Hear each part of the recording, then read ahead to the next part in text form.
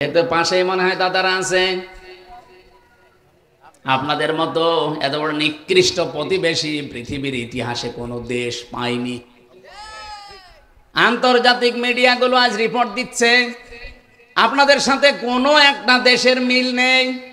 পাকিস্তানের তো দা কুমড়ার সম্পর্ক, আফগানিস্তানের সাথে একটা চিকন বর্ডার আছে, তাও তাদের সাথে মিল নেই।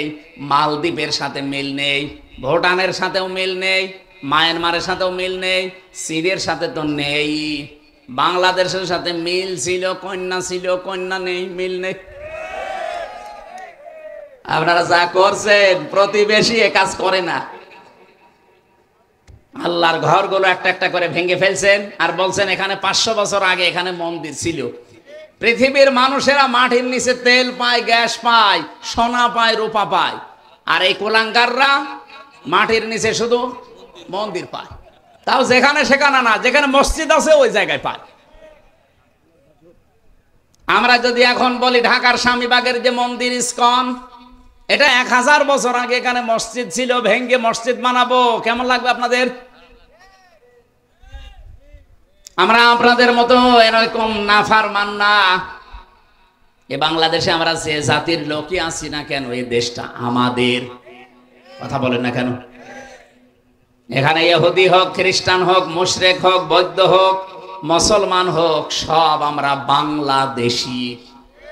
এক কথা বলেন। যা করছেন এতদিন, অন্তত কন্যার কারণে আমরা কিছু বলি নাই। কন্যা নেই, এখন যা আরম্ভ হয়েছে, 7 সিস্টার যদি ভেঙে যায়, আর ভেঙে যাবে।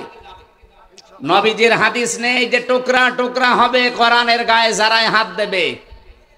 এর আগে যারাই হাত দিয়েছিল, আপনি তাকান, রাশিয়ার দিকে 12 টুকরা হয়ে গিয়েছিল। এই কথা বলছেন না কেন?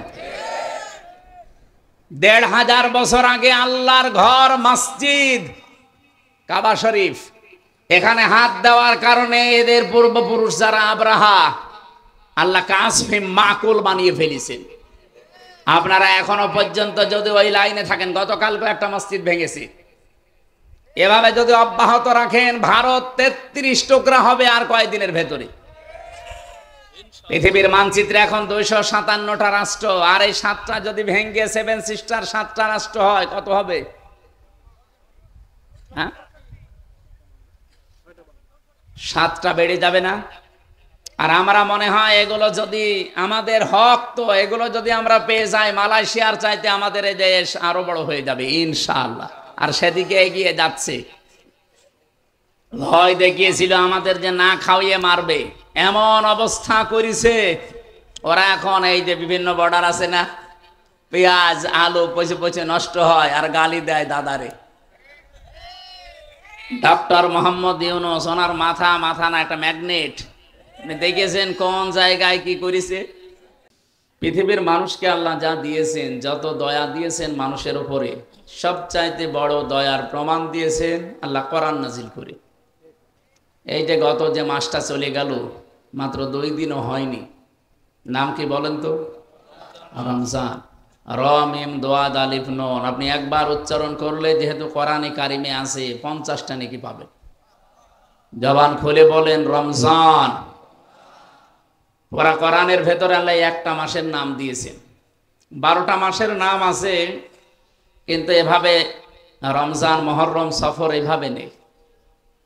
সূরা তাওবা এসেছে ইন্না ইদ্দাতাশ শুহুরি ইনদাল্লাহি 12 শাহরান ফি কিতাবিল্লাহ ইয়াওমা খালাকাস সামাওয়াতি ওয়াল আরদা ইলা আখিরি আয়াত। আল্লাহ তাআলা বলেন, আমি আসমান আর জমিন যেদিন তৈরি করি, ওই দিন আমার কিতাবের ভেতরে, আল্লাহর কিতাবের নাম কি?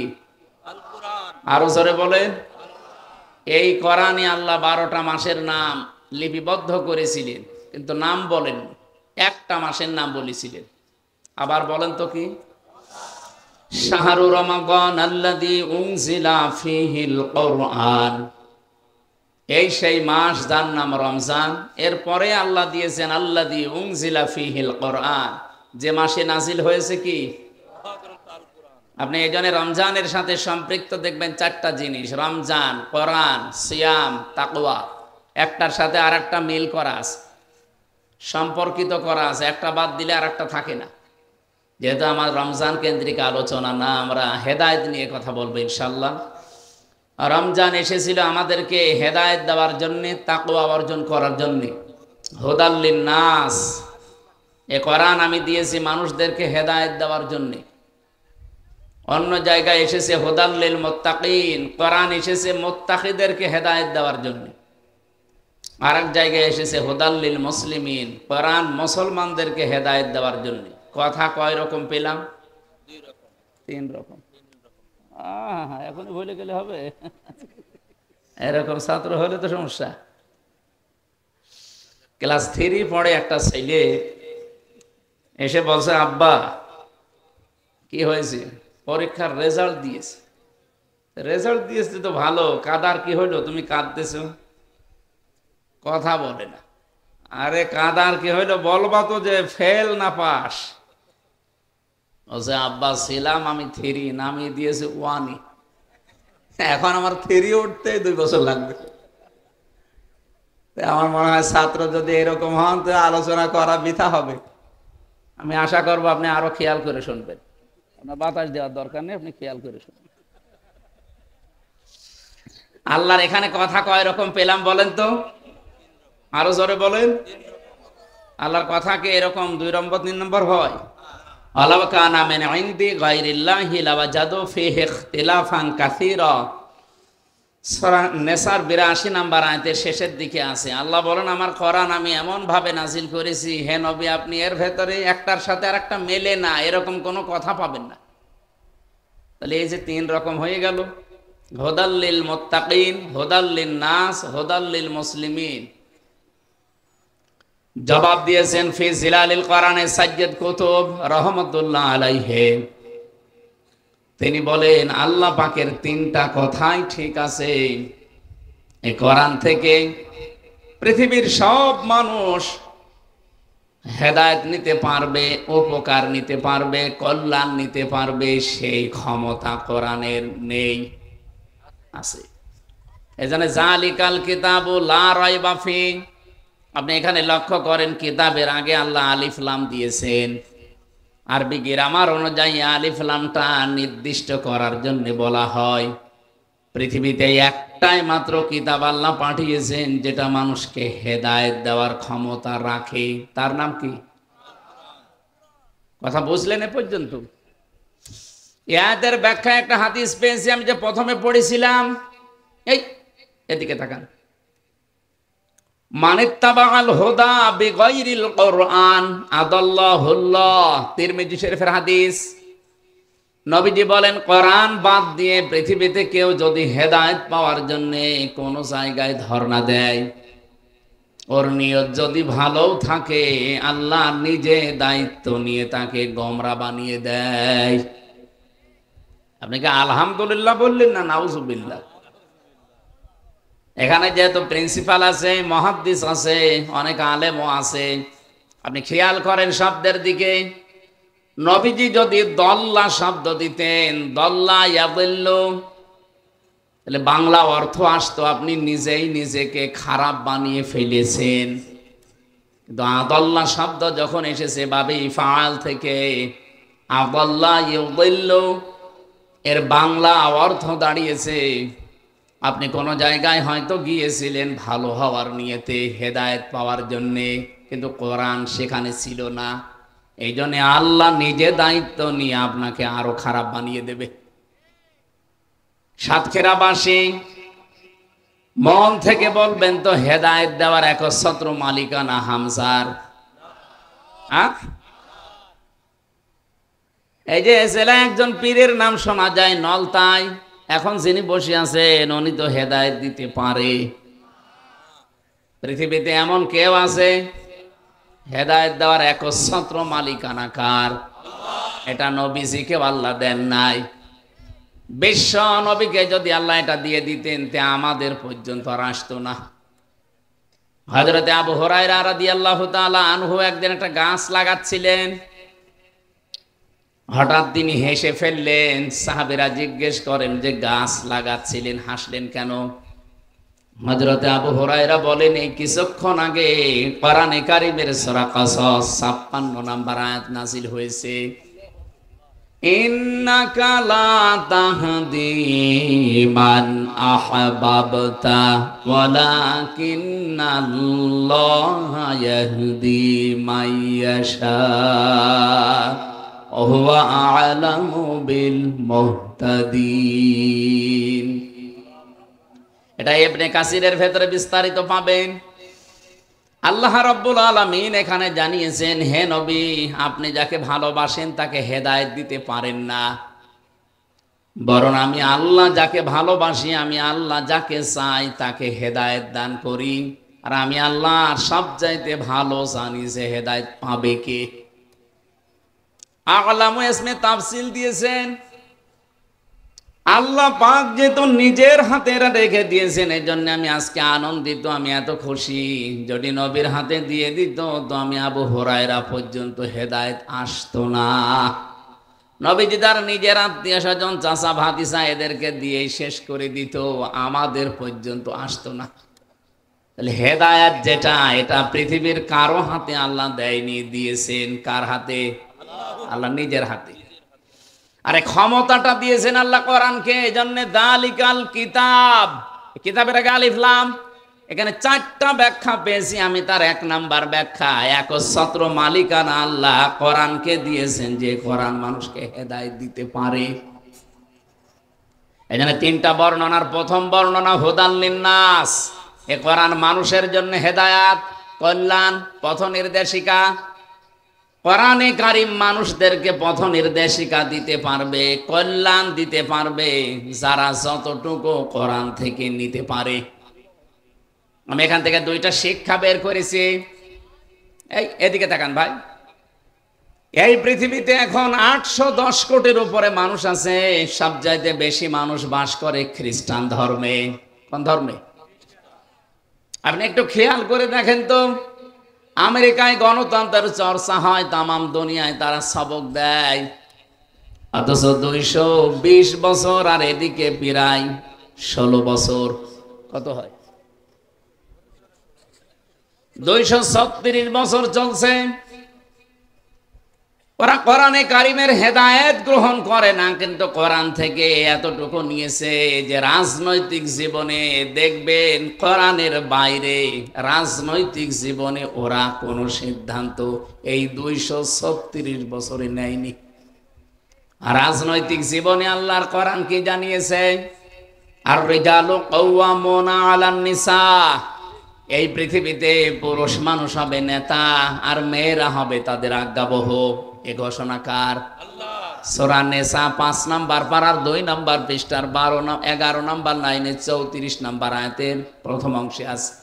আল্লাহ পাক বলেন, পুরুষ হবে নেতা, পুরুষ হবে গাইডলাইন দাতা, আর মেয়েরা হবে তাদের আজ্ঞাবহ। এই কথাগুলো যদি আজ 54 বছর আমরা ময়দানে বলতাম, আপনাদের এই আজকের যিনি আয়োজক মুহাদ্দিস আমিরুল ইসলাম বেলালী ভাই, আমি বিশ্ববিদ্যালয়ে যখন ছিলাম ওই সময় থেকে ওনার কথা শুনতাম। আমাদের কুষ্টিয়া, চুয়াডাঙ্গা, মেহেরপুরে উনি বলতেন, কোরআনের কথাগুলো যেভাবে বলা দরকার এই স্টেজগুলোতে এভাবে না বলতে বলতে দেশের মানুষের অভ্যাস হয়েছে, পুরুষ মানুষ এখন জোগালে আর বউগুলো রাজমিস্ত্রি। উল্টিয়ে গেছে, পুরুষ মানুষ হওয়ার দরকার অন্তত রাজমিস্ত্রি, আর জোগালে যদি সাহায্যকারী কেউ লাগে তো অন্তত সে হয় হোক। এখন আমরা হয়ে গেছি নিচেরটা। এই আয়াতের ব্যাখ্যায় একটা হাদিস পেয়েছি, নবীজি বলেন, ক্বালান নবিয়্যু সাল্লাল্লাহু আলাইহি ওয়াসাল্লাম, লা ইউফলিহা কওমুন আল্লাহু আমরাহুম ইমরাতুন। বুখারী শরীফের হাদিস। নবীজি বলেন, ওই জাতি কখনো সফল হচ্ছে না, হবে না। লা ইউফলিহা, এটা মুজারে, তার আগে লান এসেছে, বর্তমান, ভবিষ্যৎ, প্রেজেন্ট, ফিউচার। এর আগে লাং দিলে অর্থ হয় কখনোই হবে না। এই গ্যারান্টি নবীজির। মিথ্যা হতে পারে? আজ পর্যন্ত যা বলেছে কোনো কিছু মিথ্যা হয়েছে? বলেন। উনি বললেন কখন ওই জাতি সফল হচ্ছে না, হবে না, যে জাতির দায়িত্বে আছে কোনো নারী। আর 54 বছর আমরা এই হাদিসটা মানতে পারি নাই। আপনি 54 বছরের ভেতরে তাকান, যারা এই দেশের দায়িত্ব পালন করেছে অধিকাংশ সময় ছিল নারী। কথা বলেন এখানে। এটা যেহেতু রাজনৈতিক অনুষ্ঠান শুধু না, এটা তাফসীর মাহফিল। কোরআন আর হাদিস থেকে যা বলছি মেনে নিন, কাজে লাগবে। ওরা গণতন্ত্রের বলি ছড়ায়, তামাম দুনিয়ার মানুষকে শিক্ষা দিয়ে বেড়ায়, অথচ আজ পর্যন্ত রাজনৈতিক জীবনের দিকে তাকান, তারা এখনো পর্যন্ত এই 236 বছরের ইতিহাসে আজও কোনো নারীকে তারা প্রধানমন্ত্রী বানায়নি। বানিয়েছে ডোনাল্ড ট্রাম্পের মতো একটা,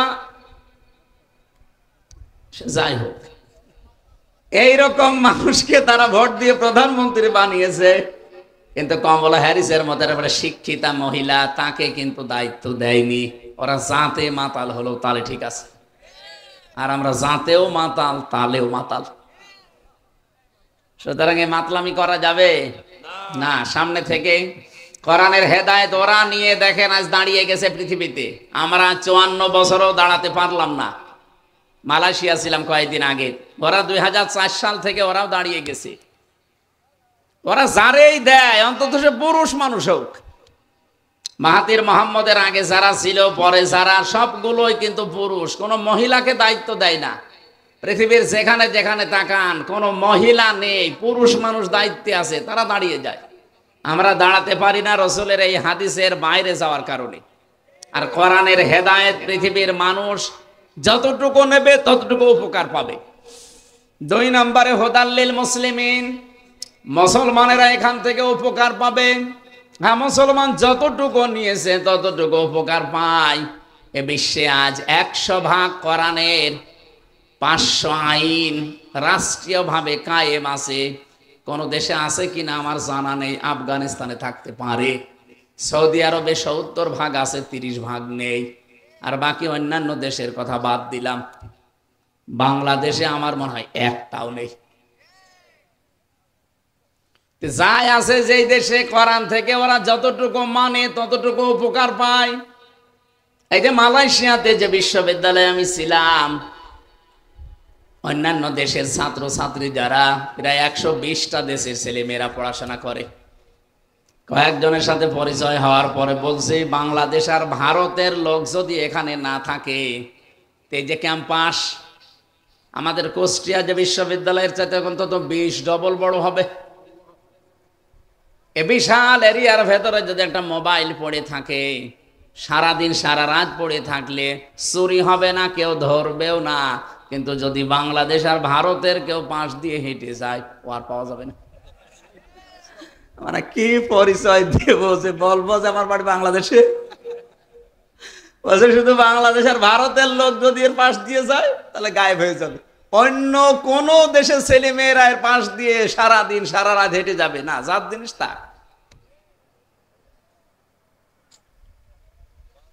মুসলমানেরা ওরা এখন যখন যতটুকু নিয়েছে কোরআন থেকে হেদায়েত, ততটুকু উপকার কল্যাণ পায়।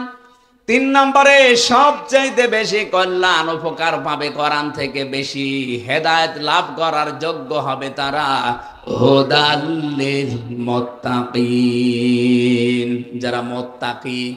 কি এখানে হুদান শব্দটা হাদিন ইসমে ফাইল, ইসমে ফাইল থেকে যদি আসে, ইউফিদু মানা ইসমে ফাইল।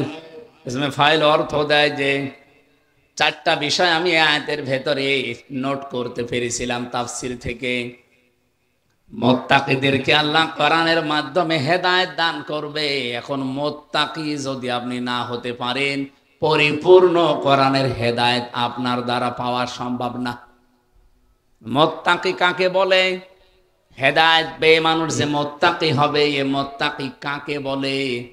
যে চলে গেল রমজান, আমরা মুত্তাকি হওয়ার জন্যই পেয়েছিলাম, কিন্তু হতে পারিনি। কারণ 4টা বিষয় যদি কেউ না মানে, সে কোরআন থেকে হেদায়েত নিয়ে মুত্তাকি হতে পারবে না।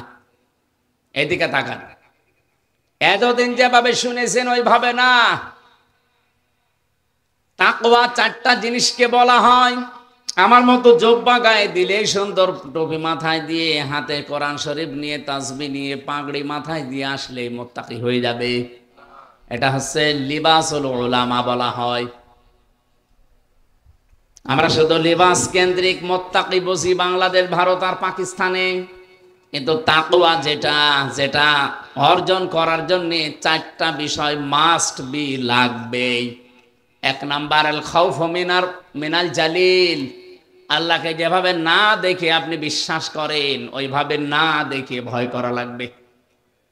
দুই নাম্বারে আল আমালু বিত-তানজিল, কোরআন কেন্দ্রিক দুনিয়ায় আমল করা লাগবে। ও সাতক্ষীরাবাসী আর একটু খেয়াল করে বলেন তো, কোরআনের আমল কয়টা? 500। কয়টা? এখানে শুধু আমার মনে হয় আলেমরা ছাড়া আমরা যারা আছি 500 না 5টাও বলতে পারবো না। অথচ কোরআনের আমল যদি আপনি করেন আপনি মুত্তাকি হবেন, এর নাম তাকওয়া। 3 নম্বরে আল কিনায়াতু বিল কলিল, অল্পে তুষ্ট থাকা লাগবে। এই অভ্যাসটা আজ আমাদের ভেতরে নেই। এই 54 বছরে যারা দায়িত্বে ছিল অল্পে তুষ্ট থাকা লাগবে গুণ যদি আমরা অর্জন করতে পারতাম, এই দেশ মালয়েশিয়ার মতো দাঁড়িয়ে যেত, দুর্নীতি হতো না। ওই দেশে আমি আর যাই পেয়েছি না পেয়েছি, একটা জিনিস আমার খুব ভালো লেগেছে, ওখানে যদি কেউ খাদ্যে ভেজাল দেয়, যদি খাদ্যে ঔষধ মেশায়, ফরমালিন দেয়, যদি ধরা পড়ে কোনো বিচার নেই, সঙ্গে সঙ্গে মেরে ফেলবে। অথচ বাংলাদেশে এই যে আব্দুল জব্বার মন্ডল, আমার কুষ্টিয়া বিশ্ববিদ্যালয়ের বড় ভাই, উনি ম্যাজিস্ট্রেট। ঢাকাতে দেখতেছি বিভিন্ন দোকানে, এই যে সারা রমজান গেল দেখলাম, ধরছে, ধরার পরে উনি জরিমানা দিচ্ছে অথবা জেল ডেকে দিচ্ছে, জেলে যাচ্ছে। কি হচ্ছে? 2 মাস 3 মাস 5 মাস পরে বের হয়ে যা খরচ হয়েছিল 10 ডবল আবার তুলতেছে। কিন্তু এটা যদি ওই রকম নিয়ম করতাম যে খাদ্যে ভেজাল দিলে কোনো বিচার নেই, কোনো হিসাব নেই, সঙ্গে সঙ্গে মেরে ফেলা লাগবে, এ বাংলাদেশে একদিনেই ভেজাল মুক্ত খাবার আমরা পেয়ে যেতাম। আমি 9 দিনে একটা কাশিও ওই দেশে দেইনি, কারণ কোনো ধোলা নেই, খাদ্যে কোনো ভেজাল নেই, ভেতরে যা যাচ্ছে সব আসল জিনিস, আর পরিবেশও ভালো। তো আমি কাশি দেবো কি করি? আর এই 8-9 দিন এসেছি, কাশির তো শেষ নেই। ঔষধ কি, ফার্মেসি কি, কোথায় আছে ডাক্তার, আমি খোঁজও নেইনি, কারণ লাগেই নাই। আর এখানে এসে 8-9 দিনে আমার মনে হয় ওই 9 দিনেরও কাফারা চলছে। এই জন্য আমাদের 3 নাম্বার অল্পে তুষ্ট থাকা লাগবে। আপনি যদি তাকওয়া অর্জন করতে চান অবশ্যই মাস্ট বি, এই বিষয়টা আমাদের খেয়াল রাখতে হবে। বাংলাদেশে এটা নেই, এই জন্য এক একজন দেখেন 36,000 কোটি টাকার মালিক হয়েছে। এটা দরবেশের মতো একটা মানুষ, ওর মাথার চুল থেকে পায়ের স্যান্ডেল পর্যন্ত পুরাটা সাদা না, এটা তো উপরের বিষয়, ভেতরেও সাদা। এইরকম মানুষ ও যদি 36,000 কোটি টাকা চুরি করে, এ সাতক্ষীরার কেউ এক জায়গায় বসে বসে যদি গণনা করেন হাত দিয়ে, আপনার হাত ব্যথা হয়ে যাবে। 36 টাকা না, 36,000 কোটি টাকা। অল্পে তুষ্ট হতে পারে না একটা মানুষের চলতে কয় টাকা লাগে? আমি বাইরের যতগুলো দেশ এবার ভ্রমণ করেছি, Singapore, Thailand, Indonesia, Malaysia, Dubai, এরপরে এই যে বাহরাইন, সৌদি আরব, আমেরিকা, যতগুলো দেশ আমারে নিয়ে গেল, যেখানে যায় দেখি 2-3 জন শয়তানের সাথে দেখা। মানে ওরা ওই সাহেব পাড়া বানিয়েছে, বেগম পাড়া বানিয়েছে, কিন্তু ওখানে থাকতে পারে না, ভয়তে থাকে সব হোটেলে। আর আমারে কমিটি নিয়ে যে হোটেলে রাখে, হোটেল থেকে নেমেই দেখি নিচতলায় বসে 2 জন বসে বসে গল্প করছে। কি গো এখানে? হুজুর আমরা আগে পালিয়েছি। পালাবেন কেন? আপনি কি কাজ করলেন এমন যে 15 বছর 16 বছর পরও আপনাকে পালানো লাগলো? অল্পে যদি তুষ্ট থাকতে পারতেন, যতদিন হায়াত ছিল ততদিন আপনি ক্ষমতার চেয়ারে বসে থাকতে পারতেন, কেউ আপনাকে পালাতে বলতো না, আপনার পালানো রাখতো না। এই কথা বলে না কেন? এখান থেকে যদি কেউ শিক্ষা না নেয়, আগামীতে যারা অনেকে উল্টা পাল্টা ভাবতেছে, যারা বসি, আজকে মাওলানা মোশাররফ সাহেব বলছিলেন, একজন বক্তব্য আমি নাম নিলাম না, উনি দিয়েছে সংস্কার যাই করেন, আমি যদি চেয়ার পাই সব পাল্টিয়ে ফেলবো। একটা কথা হইলো, এ তো পাগলও এমন কথা বলে না। সেদিন জয়পুরহাটে একজন বলছিল 15 বছর তো কোরআনের মাহফিল করতে গিয়ে অনেকে অনুমতি দিয়েছে, আমরা যদি চেয়ার পাই অনুমতি দেব না। আরে ভাই, আপনি এরকম পাগলামি করলেন কি করে? এ কথা বলতেন অন্তত চেয়ারে বসে বলতেন। যা বলে দিলেন, এ দেশের মানুষ তো সব বুঝে ফেলেছে যে আপনি কি করবেন। একজনের শুনলাম 620টা বাড়ি। বাড়ি আপনার লাগে কত? 620টা বাড়ি বানিয়েছেন, অথচ একটা বাড়িতেও তো এখন থাকতে পারেন না, থাকেন হোটেলে। আমার মনে হয় 7 মাস যদি থাকতে পারতো আরো 120টা বানিয়ে ফেলতো। এই কথা বলেন না কেন? এই জন্য তাকওয়া অর্জন করতে হলে যে যা করছে করুক, অন্তত আমরা অল্পে তুষ্ট থাকা লাগবে। এই মন মানসিকতা তৈরি করেন। 4 নম্বরে আখিরাতের পুঁজি তৈরি করার জন্য সচেষ্ট থাকতে হবে। কি কথা বুঝতেছেন? আমি যে এখনই চোখ বন্ধ হয়ে যাই, এখনই যদি আল্লাহর নবীর সামনে অথবা মহান আল্লাহর সামনে আমাকে দাঁড় করানো হয়, আমার যে জীবন আমি পার করলাম এইটা নিয়ে বিশাল জীবন পার হওয়া যাবে তো? এই টেন্ডেন্সি যতদিন পর্যন্ত মানুষের ভেতরে বদ্ধমূল না হবে 100 ভাগ, ওই মানুষের জীবন পরিচ্ছন্ন হওয়া, তাকে মুত্তাকি হওয়া সম্ভব না। খলিফাতুল মুসলিমিন হযরত ওমর রাদিয়াল্লাহু তাআলা আনহু, তিনি হিসাব করছিলেন। হঠাৎ করে দেশের প্রধান বিচারপতি হযরতে আলী রাদিয়াল্লাহু তাআলা আনহু আসলেন তার দরবারে। সালাম দেওয়ার পরে হযরতে খলিফা জিজ্ঞাসা করে, প্রধান বিচারপতি সাহেব, আপনি এসেছেন নিজের ব্যক্তিগত কোনো কাজে নাকি রাষ্ট্রের কাজে? যেহেতু আমি দেশের প্রেসিডেন্ট আর আপনি দেশের প্রধান বিচারপতি, তাহলে অবশ্যই রাষ্ট্রের কোনো কাজে আসবেন।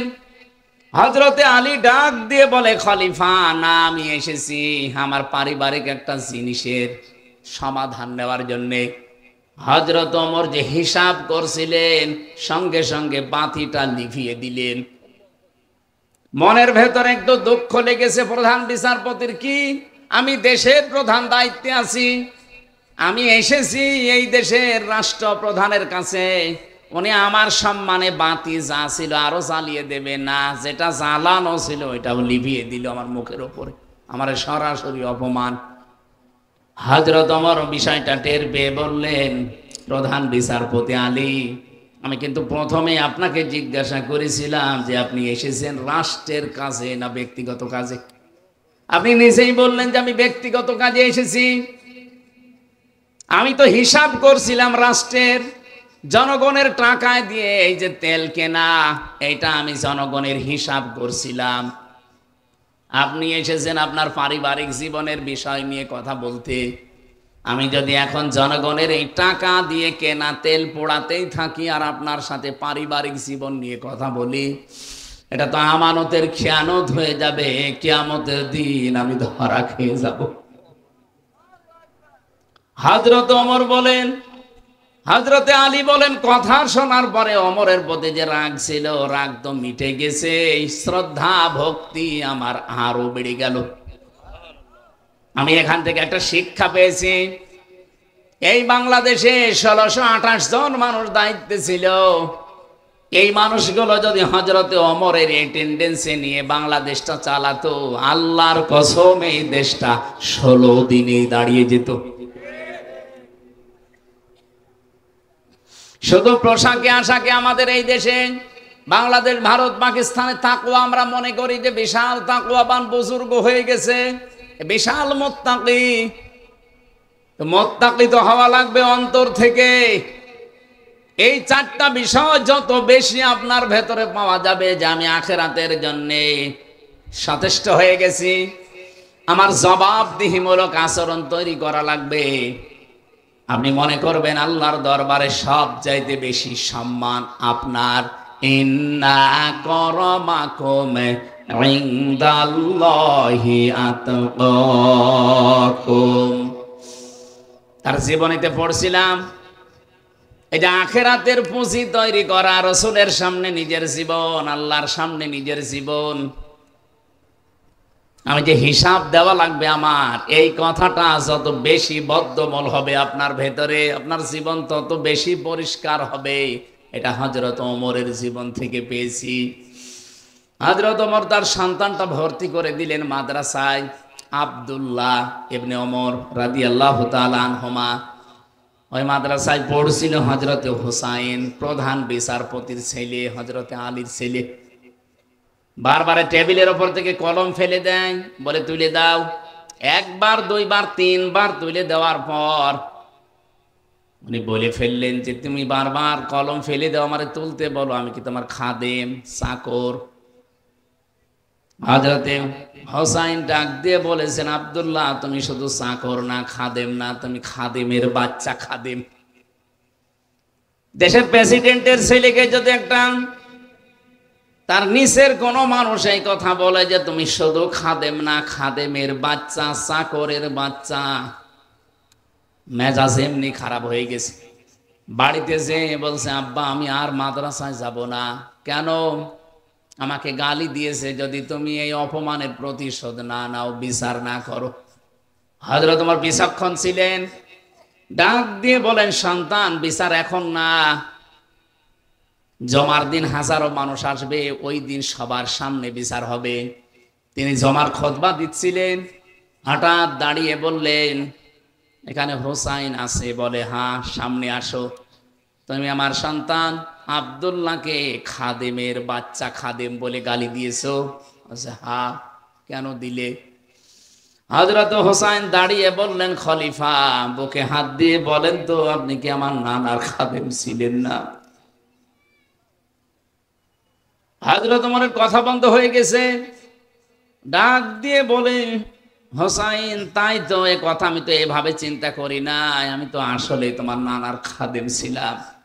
তুমি যে কথাটা বললে এটা কি লিখে দিতে পারবা? কাগজ কলম নিয়ে আসেন, খেজুরের পাতা নিয়ে এসেছে, ওখানে লিখে দিলেন, ওমর আমার নানার খাদেম ছিল, আমি দেখেছি, ইতি হোসাইন ইবনে আলী, সই করে দিলাম, যান। কাগজটা হাতে নিয়ে হযরত ওমর চুমা খেলেন। ডাক দিয়ে বলে, নবীর সাহাবীরা, বিচার হয়ে গেছে। ছোট মানুষ আব্দুল্লাহ তো বোঝে না, বলে বাবা তুমি তো বিচার শুরু করলে না, কিভাবে হয়ে গেল? হযরত ওমর বলে, সন্তান যা বিচার করেছি শুধু দুনিয়া না, মরণের পরেও কাজে লাগবে। আমি যখন মারা যাব, এই কাগজটা আমার কাফনের ভেতরে দিয়ে দিও। কিয়ামতের দিন যখন আমাকে আল্লাহ দাঁড় করাবে, আমার জীবনের কিছু যদি আল্লাহর ভালো না লাগে, অন্তত এই কাগজটা আল্লাহকে দেখাবো, ডাক দিয়ে বলবো, রব্বুল আলামিন কাগজটার দিকে একটু তাকাও, তোমার নবীর নাতি নিজে লিখে দিয়েছে আমি নাকি নবীর খাদেম ছিলাম। এই ওসিলা হলেও আজকে তুমি ময়দানে আমারে মাফ করে দাও। চারটা জিনিসের নাম আমি তাকওয়া বলছিলাম। এক নম্বরে আল খাউফু মিনাল জালিল, দুই নম্বর আল আমালু বিত-তানজিল, তিন নম্বর আল কিনায়াতু বিল কলিল, চার নম্বর আল ইস্তিদাদু লিয়াউমির রাহি। এই চারটা বিষয় যতক্ষণ আমাদের ভেতরে না আসবে, রমজান না অন্য কিছু আসলেও আপনি তাকওয়া অর্জন করতে পারবেন না। সুতরাং এই জায়গা থেকে আমাদের সিদ্ধান্ত নেওয়া লাগবে। গুরুত্বপূর্ণ একটা মাস আমরা অলরেডি পার করে ফেলেছি, শাওয়াল মাসে আছি। কি মাসে? বলেন বলেন। সুতরাং কোরআন থেকে পরিপূর্ণ হেদায়েত পেতে হলে কয়টা শর্ত বললাম? চারটা। আরো জোরে বলেন। আল্লাহ পাক আমাদের সবাইকে যেন এখন থেকে সচেষ্ট হওয়ার তৌফিক দেন, বলেন আমিন। তাহলে আমরা কোরআন শুনতে এসেছি, এ কোরআন হুদাল্লিল নাস, হুদাল্লিল মুসলিমিন, হুদাল্লিল মুত্তাকিন, তিনটা কথাই ঠিক আছে না? কি কথা বলেন না কেন? কোরআন পৃথিবীর সব মানুষকে হেদায়েত দিতে পারে। ওয়া আলাল্লাহি কাসদুস সাবিলি ওয়া মিনহা জাইর ওয়ালাউ শাআলা হাদাকুম আজমাইন। সূরা নহল 9 নম্বর আয়াতে আল্লাহ জানিয়েছেন এই পৃথিবীতে অসংখ্য বাঁকা পথ তৈরি করা আছে, এর ভেতরে সোজা পথ বলে দেওয়ার দায়িত্ব আমি আল্লাহ নিয়েছি। যদি আমি আল্লাহ ইচ্ছা করতাম পৃথিবীর সব মানুষকে হেদায়েত দিয়ে দিতে পারতাম। সে ক্ষমতা আল্লাহ কোরআনকে দিয়ে পাঠিয়েছেন। এই জন্য কোরআনের নাম হুদাল্লিল নাস। 2 নম্বরে হুদাল্লিল মুসলিমিন, 3 নম্বরে হুদাল্লিল মুত্তাকিন। আমরা যেহেতু রমজানের পরে এসেছি কোরআনে কারিম শোনার জন্যে, আর হেদায়েতের মহান বাণী কোরআন, সে কোরআন থেকে আলোচনা শোনার জন্য যারা বসে আছেন, আজকের আলোচনার বিষয় যেহেতু হেদায়াত, আমরা এবার আরম্ভ করছি সূরা দুহা। কোন সূরা? 7 নম্বর আয়াত, একটা মাত্র আয়াত পড়েছি। রাব্বুল আলামিন বলেন ওয়াজাদাকা যাল্লান ফাহাদা। হে নবী, আপনাকে আমি পথ সম্পর্কে অনবহিত পেয়েছি। আপনি পথ কিন্তু খুঁজছিলেন, অনুসন্ধান করছিলেন। ফাহাদা, আমি আল্লাহ আপনাকে পথের সন্ধান দিয়ে দিয়েছি। বলেন সুবহানাল্লাহ। কোন আয়াতের তাফসীর যদি পড়তে হয়, করতে হয়, শোনাতে হয়, এর মূল নীতি আছে 13টা। উসুলে তাফসীরের যে মূল নীতিগুলো আমরা পেয়েছি, তার আগের আয়াত, পরের আয়াত, বা আগের সূরা পরের সূরার সাথে রিলেটেড কি আছে, সম্পর্ক কি আছে, এটা আগে জানা লাগে। আপনি এর আগে সূরা লাইলের ভেতরে দেখবেন আল্লাহ রাব্বুল আলামিন হেদায়েতের ব্যাপারে কথা বলতে গিয়ে জানিয়েছেন ইন্না আলাইনা লাল হুদা ওয়া ইন্না লানা লাল আখিরাতা ওয়াল উলা। বলেন আল্লাহু আকবার। 12 এবং 13 নম্বর আয়াতে আমরা পেয়েছি আল্লাহ পাক বলেন অবশ্যই আমার দায়িত্ব হেদায়েত করা। হেদায়েত করা দায়িত্ব কার? প্রথম এবং শুরু, দুনিয়া এবং আখিরাতের সব বিষয় আমি আল্লাহর জন্যে। তাহলে হেদায়েত দেওয়ার মালিক যেহেতু আল্লাহ, বিশ্ব নবীকে আল্লাহ পাক জানিয়েছেন আপনি কিন্তু পথ সম্পর্কে অনবহিত ছিলেন, পথ আপনি খোঁজ করছিলেন যে হেদায়েতের পথ কোনটা। মা তাদরি মাল কিতাব ওয়ালাল ঈমান ওয়ালাকিন জাআলনাহু নূরান নাহদি বিহি মান নাশাউ মিন ইবাদিনা। হে নবী, আপনি ঈমান কি, কিতাব কি কিছুই জানতেন না, আমি আল্লাহ আপনাকে জানিয়েছি। ঈমান কাকে বলে, কিতাব কাকে বলে, এখান থেকে কয়েকটা বিষয় আমরা তাফসিরে বের করেছি। এই এদিকে তাকান, আপনি কোরআন শুনতে এসেছেন না? কোন দিকে তাকাচ্ছেন? ওয়ালাকিন জাআলনাহু নূরান নাহদি বিহি মান নাশাউ মিন ইবাদিনা। রাব্বুল আলামিন জানিয়েছেন হে নবী, আপনি ঈমান কি, কিতাব কি কিছু জানতেন না, আমি আপনাকে এগুলো জানিয়েছি। তার মানে কিতাব এই শব্দটার দ্বারা আল্লাহ বোঝাতে চেয়েছেন কিতাবের ভেতরেই হেদায়েত। কিতাব যতদিন রাসূলুল্লাহ পাননি ততদিন তিনি হেদায়েতের পথ খুঁজছিলেন। হেদায়েতের পথ সম্পর্কে তিনি অনবহিত ছিলেন, তিনিও জানতেন না হেদায়েতের পথ কোনটা। যখন তিনি পেয়েছেন কোরআন, তখন হেদায়েতের পথ কোনটা ওইটা তিনি তখন জেনে ফেলেছিলেন, আল্লাহ তাকে জানিয়েছে। তার মানে হেদায়েত পেতে হলে মাস্ট বি আপনাকে কোরআনের কাছে আসা লাগবে। কি কথা বোঝা গেছে? হেদায়েত সবচাইতে বড় নিয়ামত এই পৃথিবীতে আল্লাহর পক্ষ থেকে। যত নিয়ামত আল্লাহ মানুষকে দিয়েছেন, সবচাইতে বড় নিয়ামতের নাম হেদায়াত। এটা না পেলে মানুষ জান্নাত। বলেন বলেন। আর এটা পাওয়ার জন্য যেটা মাধ্যম আল্লাহ দিয়েছেন তার নাম কোরআন। বাংলাদেশ, ভারত আর পাকিস্তান, এই 3টা দেশের মানুষ বাদ দিয়ে পৃথিবীর অন্য কোন দেশের মুসলমান কোরআন বাদে কোনো জায়গায় হেদায়েতের জন্য যায় না। আমি বিশ্বের বহু দেশ, এই ছোট বয়সে আল্লাহ আমারে ঘুরিয়েছে, আমি মুসলমান অমুসলমান যাদের সাথে মিশেছি, কোরআন বাদ দিয়ে হেদায়েত পাওয়ার জন্য পৃথিবীর কোন দেশের মানুষ অন্য কোন জায়গায় যায় না। শুধু বাংলাদেশে, ভারতে আর পাকিস্তানে, 3টা দেশে পেলাম এরা হেদায়েত পাওয়ার জন্য কোরআন বাদ দিয়ে অন্য জায়গায় যায়। মাছের বাজারে কেউ যদি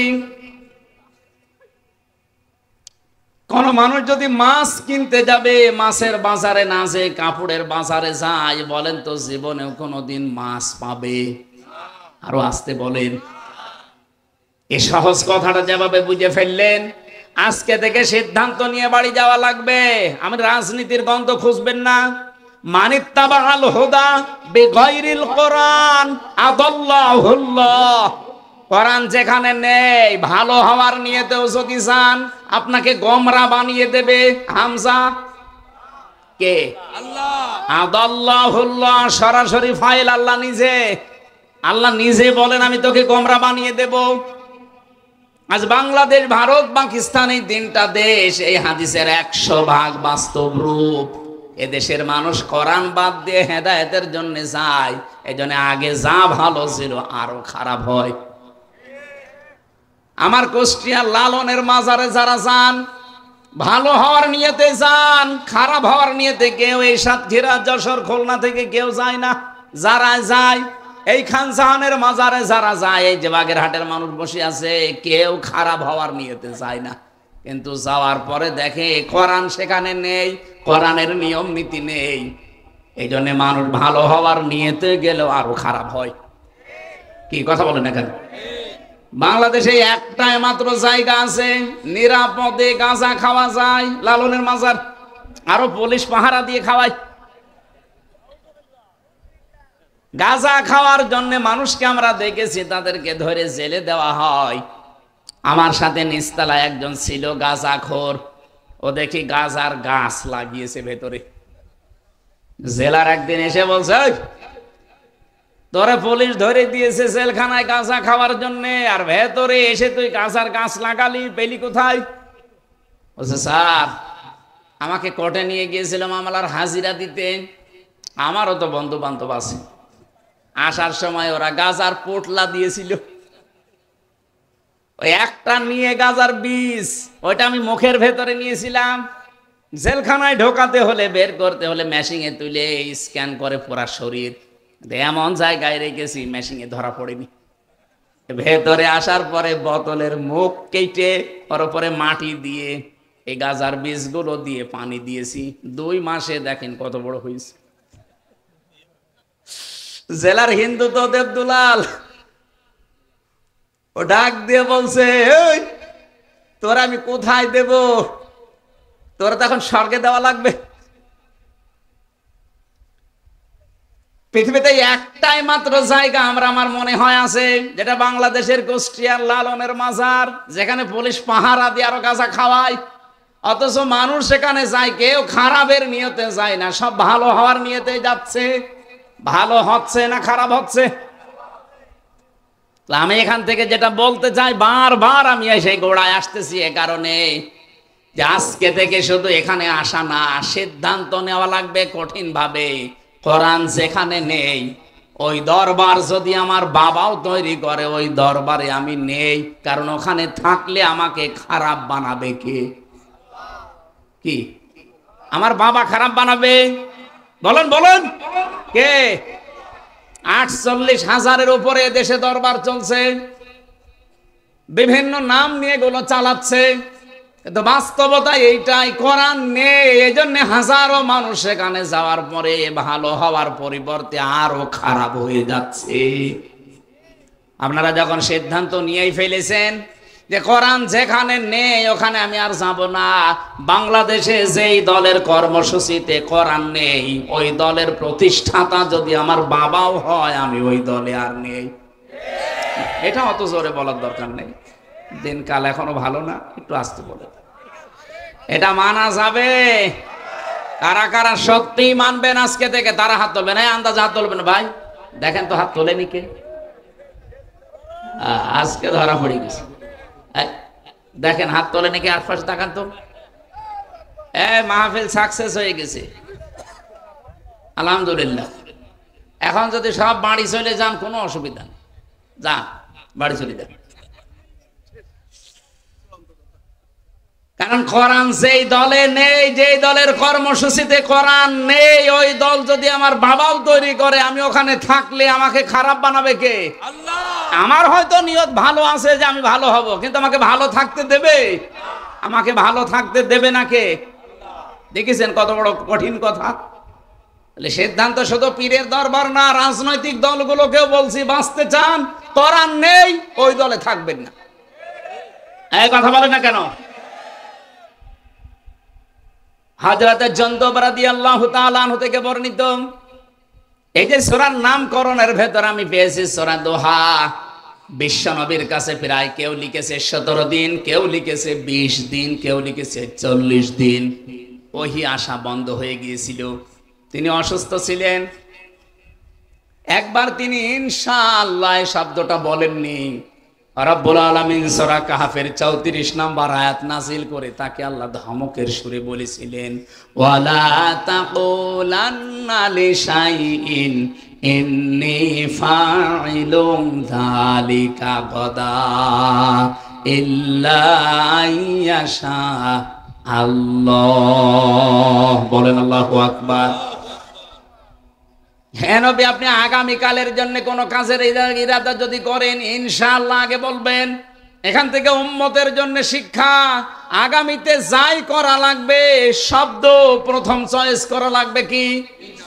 আরো জোরে বলেন। এই 15.5 বছরে শব্দটা ছিল না কি?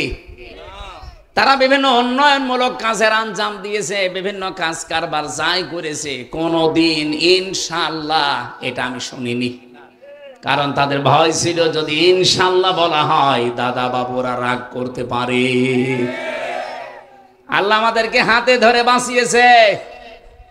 ডক্টর মোহাম্মদ ইউনূস এখন যে পলিসিগুলো হাতে নিয়েছে, এই 54 বছরও আমার মনে হয় আমি যতটুকু অ্যানালাইসিস করেছি, যতটুকু পড়াশোনা আছে আমার, এ দেশটা দাঁড়িয়ে যেত, শুধু দাদাদের কারণে দাঁড়ায়নি।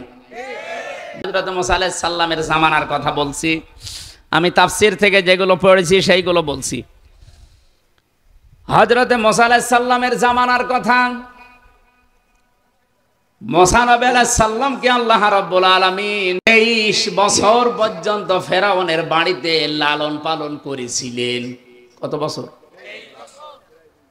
23 বছর পর্যন্ত যারা লালন পালন করলেন, এই লোকটা আল্লাহর নবী মুহাম্মদ সাল্লাম 23 বছর একটা অন্যায়, একটা অপমান, একটা অন্যায় অবৈধ কাজের দিকে খেয়াল করে পুরা ফেরাউনের তক্তকে নড়িয়ে দিয়েছিলেন। আপনি তাকান, এই 2024-এ যারা জীবন দিয়ে গেল এদেরও কিন্তু ঠিক এইরকমই বয়স। 5 বছর 6 বছরের ছেলে মেয়েরা ক্লাসে যায়, ওখান থেকে যারা ইন্টারে পড়ে, খুব বেশি হলেও যারা অনার্সে মাস্টার্সে পড়ে, তাদের বয়স দেখবেন 22-23-এর ভেতরে। এই কথা বলেন না কেন? কিছুই বলি না। 18 বছরে আমরা হঠাৎ করে দেখলাম এই 23 বছর 22 বছরের ছেলে মেয়েরা কি এমন অদৃশ্য, কি এমন পেয়েছে, একটা অন্যায় এই শব্দটা সামনে নিয়ে তারা আন্দোলন আরম্ভ করেছিল। মুসা আলাইহিস সালামের সূরা কসসের তাফসীরে পড়েছি, পৃথিবীতে কোন স্বৈরাচার জালেম এদেরকে যদি কেউ হটাতে চায়, সর্বপ্রথম 1 নম্বরে যে কাজটা করা লাগবে তার নাম জ্ঞান অর্জন করা লাগবে। বেলালে ভাই শিবিরের ছেলে মেয়েদের নাম বলছিল ছাত্রী সংস্থা, ছাত্র শিবির, এমনি বলে নাই। এরা ওই 18 বছর না, বাংলাদেশে 54 বছরই একাধারে, সে 77 সাল থেকে প্রতিষ্ঠিত হওয়ার পর থেকে সবচাইতে বেশি গুরুত্ব দিয়েছে তারা জ্ঞানকে, এলেমকে। এই জন্য আপনি দেখবেন একেবারে নিচ থেকে উপর পর্যন্ত উঠতে হলে চেহারা দেখে দেয় না, দেখে দেয় তার জ্ঞান গরিমা আছে কিনা। কমপক্ষে 42টা বই পড়া লাগে। কয়টা? এখন আরো বেড়েছে। সাথী হওয়ার জন্য প্রায় 42টা, সদস্য হওয়ার জন্য আমি যখন ছিলাম আমি 72টা পেয়েছিলাম। আপনি চিন্তা করেন, 72টা বই, আপনার ক্লাসের বই বাদ দিয়ে এক্সট্রা আপনাকে পড়ে পরীক্ষা দেওয়া লাগবে। এখন 81টা হয়ে গেছে। আমি তো সেই 9 সালের কথা বলছি, ওই সময় 72টা ছিল, এখন 81টা বই পড়া লাগবে। তা যেমন তেমন করে পড়ে আপনি নকল করে হবে না, পরীক্ষা দিয়ে পাস করা লাগবে ওই বইয়ের উপরে।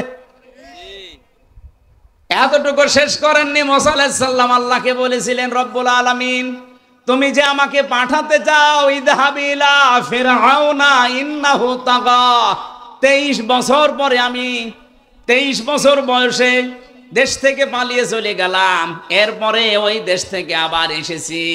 দেশে আসার পরে তুমি আমাকে ঘোষণা দিলে যে ফেরাউনের কাছে যাও, সে তাগুত হয়ে গেছে। তাগুতের যতগুলো কাজ কারবার আছে আমি 4টা পেয়েছি। এদিকে তাকান, তাগুতের যত কাজ আছে, প্রধান কাজ তাগুতের কয়টা? আরো জোরে বলেন। 1 নম্বরে তাগুত নিজে আল্লাহর আইন মানে না, অন্য কেউ মানবে, মানতেও দেয় না। আরে 15.5 বছর এটা সবচাইতে বেশি হয়েছে। নিজেরা তো মানতোই না, কেউ একটু মানবে, মানতেও দেবে না। এই কোরআনের আয়োজন করা এটা মুসলমানের ইমানের দায়িত্ব। কারণ বাল্লিগু আন্নি ওয়ালাউ আয়া, একটা বাক্য জানা থাকলে পৌঁছিয়ে দাও, এটা ফরজ। এই ফরজ দায়িত্ব পালন করার জন্য গত বছর এই দিনে এখানে তাফসীর মাহফিলের আয়োজন করেছিল মুহাদ্দিস আমিরুল ইসলাম বেলালী সহ এলাকার মানুষেরা। নাকি লোক দেখানোর জন্য? বলেন বলেন, যে যতটুকু জানবে ওইটা পৌঁছিয়ে দেবে, এটা নামাজের মতো ফরজ। বাল্লিগ দেয়নি, বাল্লিগু বহু বছর। নবীর আদেশ শুধু হামজার প্রতি একা। যেই বিশ্বাস করে আল্লাহ একজন আছে, রাসূলুল্লাহ আমাদের নেতা, তার কাছে যতটুকু পৌঁছাবে ওইটাই সে যেন ছড়িয়ে দেয়, এটা ফরজ। কারণ বিদায় হজের ভাষণে এই দায়িত্ব নবীজি আমাদেরকে দিয়েছেন। আজ যারা উপস্থিত আছো, যারা অনুপস্থিত, তাদের কাছে পৌঁছিয়ে দেওয়া, এটা চলবে ইলা ইয়াউমিল কিয়ামা, কিয়ামত পর্যন্ত। 1500 বছর আগে বলেন তো আমরা কি ওই ময়দানে উপস্থিত ছিলাম? বলেন ছিলাম? 1500 বছর পার হয়ে গেছে, কিন্তু হাদিসটা কি শেষ? এর হুকুম চলবে কতদিন? সুতরাং এখান থেকে কিয়ামত পর্যন্ত যারা আসবে তাদের কাছে পৌঁছিয়ে দেওয়ার দায়িত্ব এখন আমাদের। আর এইটা পালন করার জন্য এই লক্ষ লক্ষ টাকা খরচ করে আয়োজন করেছিল। কিন্তু আমি বাগাসরা এসে প্রায় 7-8 ঘন্টা বসে, আপনারা আসতেই দিলেন না। কি হয়ে যেত? বিএনপির মতো এত বড় দল, জামাতের মতো এত বড় দল নড়াচড়াই করাতে পারে নাই, আর আমি 1-1.5 ঘন্টা বক্তব্য দিয়ে জালেমকে হটিয়ে ফেলবো। কি ভয় ছিল আপনার? সুতরাং এই যে ভালো কাজগুলো, ইবাদত গুলো নিজেও করে নাই, মানুষ যে করবে, করতেও দেয় নাই, এইটার নাম তাগুত। এই তাগুত এলাকায় ছিল না, তার মানে বোঝা যাচ্ছে তাগুত দেশে ছিল। 2 নম্বরে তাগুতের কাজ হচ্ছে, তাগুত যেহেতু ফেরাউন, ও বলেছিল দারুনি আকতুল মূসা, আমাকে ছেড়ে দাও, আমি মূসাকে হত্যা করব। সাতক্ষীরাবাসী মূসাকে হত্যা করার জন্য ফেরাউনের লোকজন ছিল না? এক কথা বলে না কেন? আকতুল মূসা, আমি নিজে হত্যা করব মূসাকে। কেন এই কথা বললেন? কোরআনের প্রতিটি শব্দ গবেষণামূলক চিন্তা ভাবনা করে এখান থেকে তথ্য নেওয়া লাগবে। তার তো হাজার হাজার লোক লস্কর ছিল, তার সেনাবাহিনী ছিল, প্রশাসন ছিল, ফাঁসি দিতে পারতো। কেন সে নিজে বলল আমি মূসাকে হত্যা করব? আইয়ুবাদদিলা দীনাকুম, আমি আশঙ্কা করছি, ইন্নী আখাফু আইয়ুবাদদিলা দীনাকুম আও আইয়ুযহিরা ফিল আরদিল ফাসাদ, সে আমার রাষ্ট্রের নিয়ম নীতি পাল্টিয়ে দেবে। এই পৃথিবীতে যে সমস্ত স্বৈরাচার সরকার বিদায় নিয়েছে, তাদের আচরণ এই ছিল, তারা যেই দেখতো যে আমার রাষ্ট্রের বিধান যারা পাল্টাতে পারে তাদেরকে আমি নিজে হাতে হত্যা করব। এ বাংলাদেশেও এরকম একটা ঘটনা ঘটিছে মেজর বজলুল হুদার ক্ষেত্রে। এই কথা বলেন না কেন? যারা এ কাজ করেছিল, আমি তখন নিজে জেলে ছিলাম, নিজে ওই জল্লাদ আমারে বলছিল, মারা গেছে লোকটা, ওই যে শাহজাহান, প্রথম দিন যে তার সাথে আমার দেখা। স্বৈর শাসকের বিরুদ্ধে ও যখনই টের পায় যে না এটা একটু ঝামেলা হতে পারে, তখন আর তার জীবিত রাখে না। তার বাংলাদেশে উৎকৃষ্ট উদাহরণ শহীদ মীর কাশেম আলী। আপনি কি মনে করেন উনি শুধু জামাত ইসলাম করতো, উনি শুধু বিএনপি করতো, এই জন্য ওনারে মেরে ফেলা হয়েছে? না, ওনার মাথা ছিল না, ওনার মাথা ছিল একটা ম্যাগনেট। ইসলামী অর্থনীতিকে পৃথিবীতে প্রতিষ্ঠা করার জন্য যত চতুর্মুখী কাজের আঞ্জাম দিয়েছে এ বাংলাদেশ আজ 54 বছরে এর মধ্যে এরকম আঞ্জাম কেউ দিতে পারে না। অথচ লোকটাকে যাদের ইশারা হোক দুনিয়া থেকে বিদায় করে দিলেন। এরকম মীর কাশেম আলী 100 বছর আর একটা তৈরি হবে? যা তৈরি হয় সব খালি খাই করে। আর উনি শুধু দিয়েছে এক কথা বলেন না কেন? একটা জিনিস কবরে নিয়ে গেছে, তার তৈরি করা যত কিছু এখন লক্ষ লক্ষ মানুষের কর্মসংস্থান তৈরি হয়েছে। আপনি ফতোয়াবাজি করেন, আপনি কি বানিয়েছেন? সেই ইসলামী ব্যাংক বানিয়েছে, ইবনে সেনা বানিয়েছে, ইসলামী ব্যাংক হাসপাতাল বানিয়েছে। আপনি চট্টগ্রাম বিভাগে যান, বান্দরবন, খাগড়াছড়ি, ওদিকে সিলেট, মৌলভীবাজার, যত কিছু দেখবেন হাজার হাজার লক্ষ লক্ষ মানুষের জন্য তার যে অবদান। আমার নিজে কারারক্ষী এসে বলছিল, কুতুব ভাই যে হামজা ভাই এই লোকটার যেদিন ফাঁসি হবে সেই দিন আমি নিজে, আমারে বলছে এনারে প্রস্তুতি নিতে বলো। আমি যে বললাম যে স্যার আপনার আর বেশি সময় নেই, মাত্র 3 ঘন্টা আছে, আপনি সেজে গুজে প্রস্তুতি নেন, জল্লাদ চলে আসবে। উনি আমারে বলছে এখনো 3 ঘন্টা, আমি 2 ঘন্টা ঘুমালাম, তুমি আমারে 1 ঘন্টা আগে ডাক দিও। দেখলাম ঠিক উনি ঘুমিয়ে গেছে। 1 ঘন্টা আগে ডাকলাম, ঘুম থেকে উঠে উনি গোসল করলেন, ওযু করার পরে এশার নামাজ শেষ করলেন। আমারে বলছে কুতুব ভাই আমি রেডি আছি, আপনি জল্লাদকে ডাক দেন। মনে হচ্ছে উনি শ্বশুর বাড়ি যাবে। আমারও দায়িত্বে ছিল এই লোকটা। আমারে বলছে হামজা ভাই আমি ওই দিন থেকে এখনো পর্যন্ত মিলাতে পারি না যে ওনার 3 ঘন্টা পরে ফাঁসি, ওনার ছেলে ব্যারিস্টার আরমান গুম হয়ে আছে, ওনার স্ত্রী হাসপাতালের বেডে, ওনার লক্ষ লক্ষ দলীয় লোকজন সব পালিয়ে বেড়াচ্ছে জেলখানায়, তো ওনার ঘুম আসলো কি করি? আমি বললাম কুতুব ভাই আপনি বসেন না, আমি বুঝে ফেলেছি। সূরা হামিম সেজদার 30 নম্বর আয়াত আমারে 1500 বছর আগে জানিয়েছে। ইন্নাল্লাযীনা ক্বালু রাব্বুনাল্লাহ সুম্মা ইসতাকামু তাতানাজ্জালু আলাইহিমুল মালাইকা। রব্বুল আলামিন বলেন অবশ্যই যারা এই কথা বলতে পারে আমাদের রব আল্লাহ, আর এর উপরে টিকে থাকে, তাতানাজ্জালু আলাইহিমুল মালাইকা। আল্লাহ কিন্তু তাতানাজ্জালু এটা মজারে দিয়েছেন, বর্তমান, ভবিষ্যৎ, প্রেজেন্ট, ফিউচার। মালাকুন না দিয়ে মালাইকা বহু বচন দিয়েছেন। আল্লাহ পাক বলেন তাদের জন্য আমি আল্লাহ ফেরেশতা, লক্ষ লক্ষ ফেরেশতা নাজিল করছি, করব। সুতরাং এই আয়াত 1500 বছর আগে নাজিল হওয়া হলেও এর বিধান কিয়ামত পর্যন্ত থাকবে না থাকবে না? ফেরেশতারা এসে কি বলে? আল্লাহ তাখাফু ওয়ালা তাহজানু, কোনো ভয় নেই, কোনো চিন্তা নেই। কিসের ভয় নেই, কিসের চিন্তা নেই? তোমার চিন্তা হয় যে তোমার এতগুলো মানুষ কাজ করে তোমার প্রতিষ্ঠানে, তাদের কি হবে? তোমার ছেলে আরমান ব্যারিস্টার, একজন সাধারণ ছেলে না, ব্যারিস্টার, সে গুম হয়ে আছে। তোমার স্ত্রী হাসপাতালের বেডে এখন কাতরাচ্ছে মরণের যন্ত্রণায়। তোমার দলীয় লোকজন সব পালিয়ে বেড়ায়। তুমি এখনই যদি ফাঁসির মঞ্চে চলে যাতে তোমার কি হবে, এই চিন্তা, এই ভয় আসতে পারে। এই জন্য ফেরেশতারা কানের কাছে এসে বলে আল্লাহর বান্দা ভয় পাবেন না, সবগুলোর দায়িত্ব আল্লাহ নিজে নিয়ে নিয়েছে। ব্যারিস্টার আরমানের দায়িত্ব আল্লাহ নিয়েছিল, এটা তার বাবার কানে ফেরেশতারা শুনিয়েছে, এই কারণে সে এখনো বেঁচে আছে। নাই তো যে জায়গায় ছিল, আমি মাত্র 10 দিন ছিলাম আয়না ঘরে, তাও মিনিটাই। আমাদের তো সাধারণ ভাবে রেখেছিল, তাই আমার 9 দিন মনে হচ্ছে 9 বছর গেছে, আর ওনারে 9 বছর। এদিকে 3.5 হাত, এদিকে 1.5 হাত, সামনে টয়লেট দেওয়া, তাও কোনো দরজা নেই, কোনো দেওয়ালও নেই, ওদের সামনে বসে বসে টয়লেট করা লাগে। এইভাবে হাত বেঁধে দেয় চেয়ারে, আমি নিজে দেখেছি, আমার সামনে নিয়ে গেছে একজনের, আমারও মাটির নিচে নিয়েছিল, হাত পা বেঁধে, চোখ বেঁধে। আমার চেয়ারে বসাইনি, কিন্তু আমার আগে যারে নিয়েছিল ছাত্র দলের একজনকে, সে বলছিল যে আমার চেয়ারে বসিয়েছে, এই হাতের সাথে আর পায়ের সাথে ক্লিপ লাগিয়ে দেয়, এই গলার সাথে বেল্ট বেঁধে দেয়, একবার শুধু সুইচ টিপ দেয়, 1 মিনিটে 120 বার ঘোরে। আপনার মাথার মগজ সব এলোমেলো হয়ে যাবে, 1 মিনিট পরে মনে হবে আমি 10টা দুনিয়া দেখতে পাচ্ছি। টয়লেট করার জন্য 24 ঘন্টায় মাত্র 1.5-2 মিনিট সময় দিত। 1.5-2 মিনিটে মানুষের টয়লেট হয়। আমার সাথে মুফতি ফখরুল ভাই ছিল, উনি বলছিল হামজা ভাই আপনার সাথে কি করেছে আমি জানি না, আমার র্যাবে তুলে নিয়ে গিয়েছিল ওই মাটির নিচে, ওটা উত্তরাতে, মাটির নিচে নিয়ে এই যে পায়ের ভেতর দিয়ে এভাবে হাত দিয়েছে, দিয়ে সামনে লোহার ব্যারিকেড দেওয়া, ওর সাথে হাতে হ্যান্ডকাপ লাগিয়ে দিয়েছে। 24 ঘন্টা বসে থাকতাম। এই যে শুয়ে থাকা, এটা যে কত বড় নিয়ামত আমি এখন টের পাচ্ছি। সকালে কয়টা পচা ছোলা দিয়ে যেত, আর দুপুর বেলা এক মোট ভাত দিত, তা মনে হচ্ছে কেউ মাখিয়ে দিয়েছে।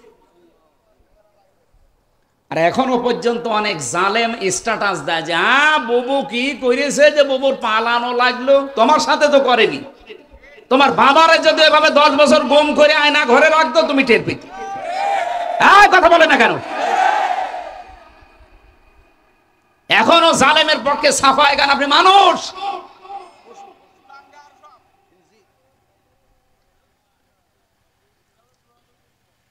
বেলালি ভাই বলছিল না যে ওদের বিচার না হওয়া পর্যন্ত ওদের নির্বাচনে আসা। কিসের নির্বাচন? নির্বাচনই হয় দেশে জায়েজ নেই। আগে ওদের বিচার পুরাটা হবে, তারপরে। আমি ভিকটিম তো, আমি নিজে দেখেছি। যা করেছে আমার মা মাতালি তুলে গালি দিত। আরে ভাই আমি নাই দোষ করেছে, আমারে আপনি মারেন, আমার চোখ বেঁধে রেখেছিল, টাঙিয়ে রেখেছিল, যা করেন করেন। আমার মা কি করেছে? আমার মায়ের বাবা তুলে গালি দিলেন আপনি? মাথা থেকে পা পর্যন্ত একটা চুল পরিমাণ জায়গা আমার বাকি নেই যেখানে টর্চার করে নাই, মানসিক এবং শারীরিক। আমি একটা সাধারণ মামলার আসামি, আর আমারে ফাঁসির কন্ডেম সেলের ভেতরে রেখে 24 ঘন্টা তালা লাগানো। মনে হচ্ছে আমি কি করেছি, অথচ ফাঁসির আসামি ওখানে রাখা হয়, যারা মার্ডার মামলার আসামি তাদের। আর আমার মতো একটা কি বলবো মূল্যচুরি মামলাও না। আমার সন্দেহ ভাজন ভাবে ধরেছিল যে হতে পারে। তাই যদি 3 বছর যায়, যাদের ভিডিও ফুটেজ আছে 2724 জন মানুষকে আপনি 24 সালে মেরে ফেলেছেন। আগামী গত বছর তো বাদই দিলাম, শুধু এই 1 সালে এগুলো সব ভিডিও ফুটেজ আছে না? যিনি হুকুম দিয়েছেন অবশ্যই তাকে এর দায়ভার নেওয়া লাগবে। আমার একটা ঠনকো মামলায় যদি 3 বছর জেল হয়, 2732 জন মানুষ মামলার মার্ডার মামলার আসামি, কতবার তারে ফাঁসি দেওয়া যায় বলে? আয়না ঘরে রাখার দরকার নেই। প্রত্যেকবার ফাঁসি দেবে না জীবিত করবেন, আবার ফাঁসি দেবে, কিয়ামত পর্যন্ত চলবে। আর এখনো পর্যন্ত লজ্জা শরম থাকলে মানুষের কথা বলে যে আমি পাশে আছি, চট করে ঢুকে পড়বো। আপনি মানুষ, বিবেকের ধারণায় তো লজ্জায় মরে যাওয়ার কথা। কথা বলে না কেন? আমি হালকা পাতলা পেয়েছি, তাই যদি আমার এমন রাগ হয়, তাহলে ব্যারিস্টার আরমানের সামনেও যদি পড়ে, ওরে জিন্দা খেয়ে ফেলবে না? সুতরাং যারা লাফাচ্ছেন নির্বাচন না, সংস্কার যখন আরম্ভ হয়েছে, আমরা চাই সংস্কার এদেশে 100% হওয়া লাগবে, তারপরে নির্বাচন। নাই না দিলে ওই আগের মতো আবার দিনের ভোট রাতে হয়ে যাবে। আমার 33 বছর বয়স, 92 সালে আমার জন্ম। 18 বছর থেকে যদি ভোট দিতে আরম্ভ করতাম, আমি 3 বার ভোট দিতে পারতাম, একবারও পারিনি। তার মানে দেশের নির্বাচন হয়েছে। আমি যে কথা বলতে চাচ্ছিলাম, স্বৈরাচারকে হটানোর জন্য সর্বপ্রথম কি লাগে বলেন তো? হযরতে মুসা আলাইহিস সালাম আল্লাহকে বলেছিলেন রব্বি জিদনি, বলেন না কেন? রব্বি জিদনি ইলমা, হে আল্লাহ তুমি আমার জ্ঞান বাড়িয়ে দাও। শুধু জ্ঞান থাকলে স্বৈরাচারের মোকাবেলা করা যায় না। 2 নম্বরে শক্তি লাগে। কি লাগে? আল্লাহ রাব্বুল আলামিন এইটাই জানিয়েছেন, সাহস লাগবে, শক্তি লাগবে। ক্বালা রাব্বি শরহ লি সাদরি ওয়ায়াসসিরলি আমরি ওয়াহলুল উকদাতাম মিন লিসানি ইলা আখিরি আয়াত। হযরত মুসা এটা চেয়ে নিয়েছিলেন, হে আল্লাহ স্বৈরাচারের সামনে দাঁড়াতে হলে শুধু আমার জ্ঞান দিয়েই হবে না, কারণ জ্ঞানের কথা তারা বুঝবে। বলেন না কেন? না, স্বৈরাচার জ্ঞানের কথা বোঝে না। জ্ঞানের কথা যদি বুঝতো, আমাদের শিক্ষা ব্যবস্থায় তারা আলু ভাজি, ডিম ভাজি, পটল ভাজি দিত না। জ্ঞানের কথাগুলো তারা বোঝে নাই। এই জন্য আমরা এখন চাচ্ছি, যিনি আছেন 2 জন নবীর নাম তার মোহাম্মদ, ইউনুস, কয়জন? অন্তত 2 জন নবীর নাম নিয়ে আপনি বসে আছেন। শিক্ষা ব্যবস্থায় 96% মুসলমান এই দেশে। আমরা চাই 1 থেকে মাস্টার্স পর্যন্ত 100 মার্কের কোরআন আর হাদিস কম্পালসারি দেওয়া লাগবে। এটা চান না আপনারা? এ বিশ্বে এখনো যদি দাঁড়িয়ে যেতে চান, মাস্ট বি আপনাকে শিক্ষা ব্যবস্থায় পরিবর্তন আনা লাগবে। আমি মালয়েশিয়া ইন্টারন্যাশনাল ইসলামিক ইউনিভার্সিটি, যেটা মালয়েশিয়া, ওখানে গিয়েছিলাম। ওনারা এই পৃথিবীর 1000 বিশ্ববিদ্যালয়ের ভেতরে 66 নম্বরে আছে, আর বাংলাদেশের একটা বিশ্ববিদ্যালয় 1000-এর ভেতরে নেই। এই ডিম ভাজি, আলু ভাজি, পটল ভাজি দিয়ে হবে? গবেষণা করা লাগবে। তারা এক একটা শব্দ নিয়ে গবেষণা করে করে নতুন কিছু তৈরি করে, আর আমরা একটা সইও বানাতে পারি না, আর বানাতে পারি শুধু দলাদলি। ওরা কোরআন শরীফের ভেতরে আমি দুইটা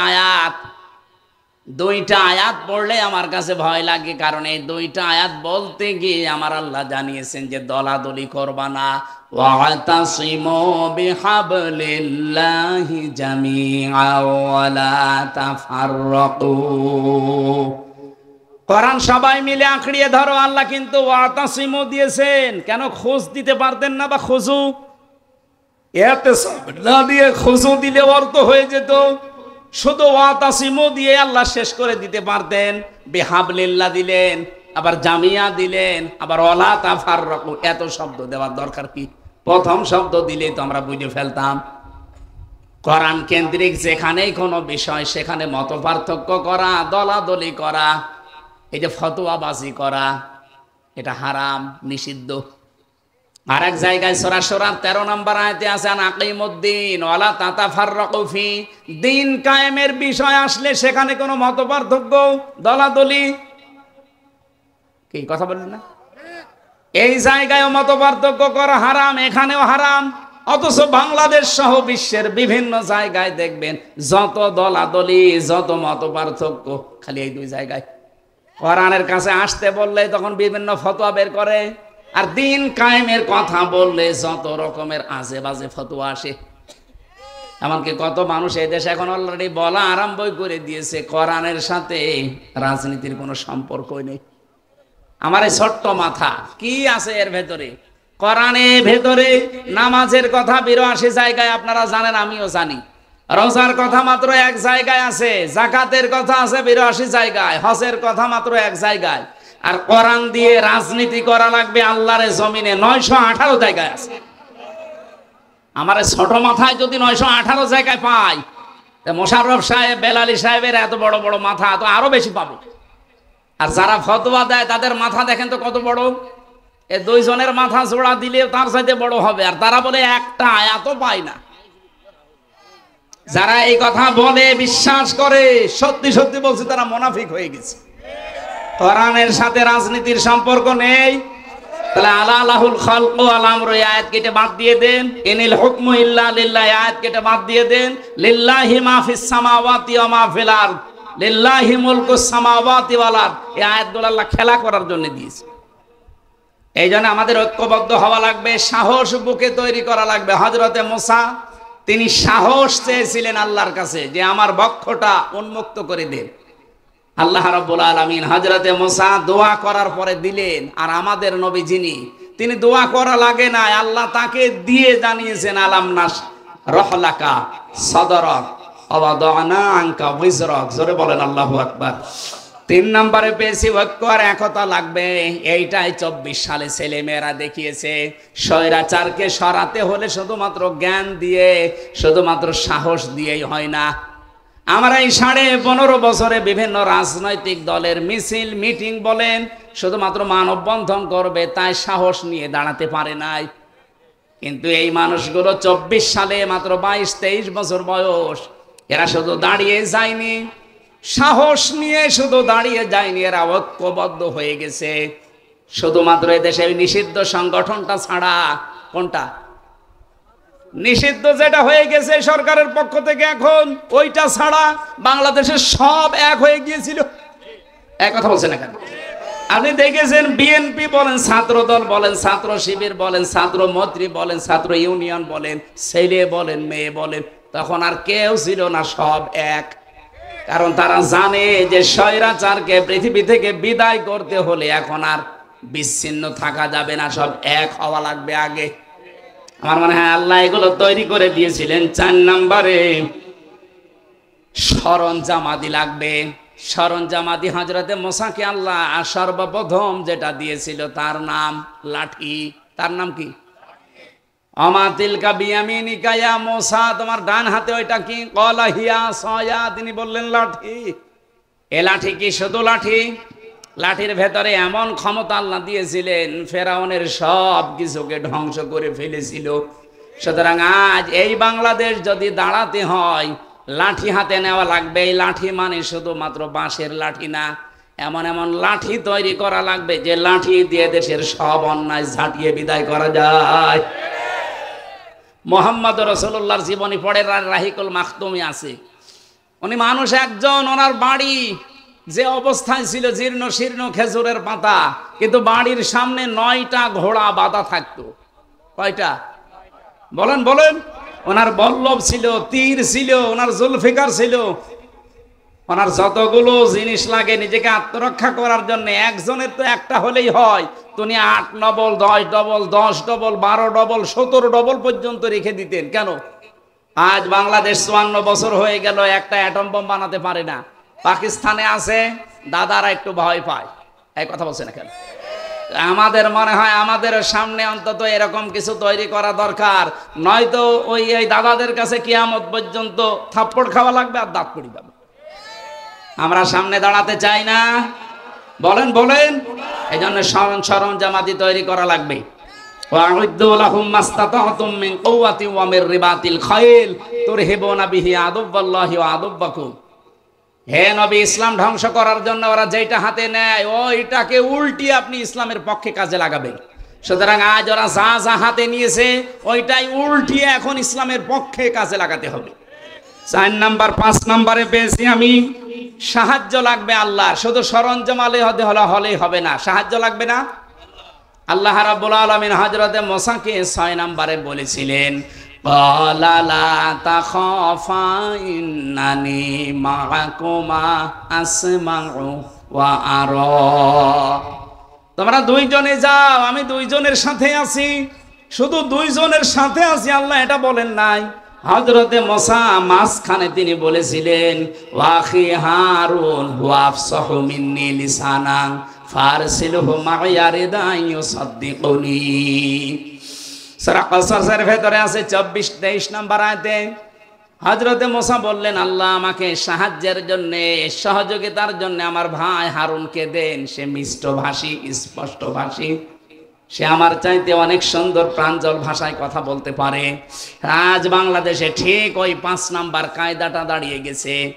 এখন বক্তাদেরও দরকার আছে না নেই? বলেন বলেন। একামতে দিন কায়েম করার জন্য যারা চেষ্টা চালাচ্ছেন, তাদেরকে সত্য প্রমাণ করার জন্য, তাদের চরিত্র যে আসলে সত্য, তাদের অ্যাক্টিভিটিস, তাদের কাজ কারবার আসলেই যে এই পৃথিবীতে প্রমাণিত সত্য, এদের পেছনে পেছনে বক্তা যারা স্পষ্ট ভাষায় প্রাঞ্জল ভাষায় কথা বলে মানুষকে বোঝাতে পারে।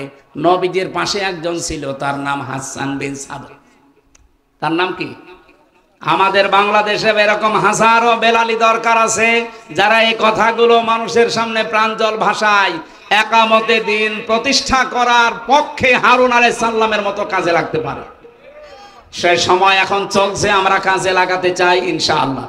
আল্লাহ পাক বলেন, মুসা ময়দানে ছেড়ে দিয়ে শুধু আমি আরশে বসে বসে তামসা দেখি না, আসমাউ ওয়া আরা, আমি সব শুনতে পাচ্ছি এবং আমি সব দেখতে পাচ্ছি। সুতরাং এখন আমাদের দেশের যে অবস্থা, এই অবস্থায় আমার আল্লাহ অবশ্যই আমাদেরকে দেখছেন। আমাদের ইখলাস, আমাদের অ্যাক্টিভিটিস, কাজ কারবার এগুলো আরো বাড়াতে হবে। মা বোনেরা যারা এসেছেন, অওয়াজাদাকা দাল্লান ফাহাদা, আমি এমনি বলি নাই। হযরতে মুসাকে আল্লাহ পাক বলেছিলেন, আসমাউ ওয়া আরা, আমি সব দেখতে পাচ্ছি এবং সব শুনতে পাচ্ছি। মুহাম্মদুর রাসূলুল্লাহকে আল্লাহ বলেছিলেন, হে রাসূল, আপনাকেও আমি দেখতে পাচ্ছি, আপনি পথ অনুসন্ধানের জন্য খোঁজ করতে আছেন, আপনি পথ সম্পর্কে অনবহিত আছেন, পথ সম্পর্কে আপনি জ্ঞাত নেই। আপনাকে আমি পথের দিশা দিয়েছি, সেই পথের দিশা এখন সামনে আসতেছে। এই পথ পাওয়ার জন্য একটাই মাত্র মাধ্যম, পথ, তার নাম কোরআন। তার নামের এই মাদ্রাসা আপনারা যারা প্রতিষ্ঠিত করেছেন, আল্লাহ রাব্বুল আলামিন এখান থেকে আমাদের হেদায়েতের মশাল এবং পথ যেন প্রশস্ত করে দেন, বলেন আমিন। মা বোনেরা যারা এসেছেন আপনাদের আদর্শ বানাবেন হযরতে খাদিজাতুল কুবরা রাদিয়াল্লাহু তাআলা আনহাকে। আমি খাদিজার জীবন থেকে বলছি, জীবনে তিনি এক ওয়াক্ত নামাজ পড়েননি, একটা রোজা রাখেননি, জীবনে একটা বারও হজ করেননি, একটা টাকা যাকাত দেননি, কোনোদিন একদিনও পর্দায় থাকেননি, কিন্তু আল্লাহ তাকে জান্নাতের সুসংবাদ দিয়েছিলেন শুধুমাত্র স্বামীর খেদমতের কারণে। আল্লাহ রাব্বুল আলামিন স্বামীর খেদমতের মাধ্যমে খাদিজাতুল কুবরার সাথে আপনাদেরও পরকালে যেন জান্নাতুল ফেরদাউসে একটা ঘর আপনাদের জন্য আল্লাহ তৈরি করে রাখেন।